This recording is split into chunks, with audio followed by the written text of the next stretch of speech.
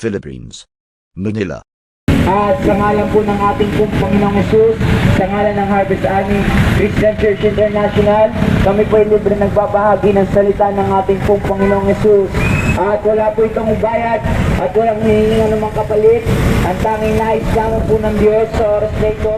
Impyerno, kapatid, kaibigan, tunay na isa'y kahihinatnan ng mga tao hindi nagsisisi at hindi tumatalikod sa kasalanan.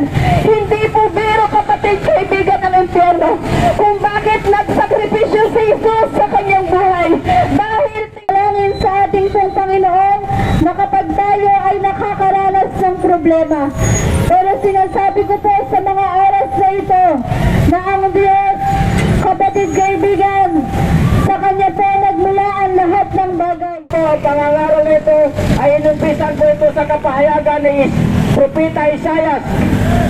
At dumating si Juan Bautista na sumisigaw sa ilang na pagsisihan ninyo at talikdan ng inyong mga kasalanan sapagkat malapit ang Kapalit o halaga, ang nais po namin sa gabing ito, mga kapatid, na ibahagi yung salita ng Diyos ng libre dahil libre po namin natanggap yung salita ng ating Panginoon at nais po namin na ibahagi na paglingkuran niyo siya, mga kapatid. Sana naaalala niyo na sa paggising niyo sa umaga ay nakakapagpasalamat pa ba kayo sa ating Panginoon na siya ay nagbibigay ng napakinggan ko ang mabuting balita mula sa ating Panginoon na meron palang pag-asa ang buhay ng tao kapag ito ay lalapit magmamakaawa.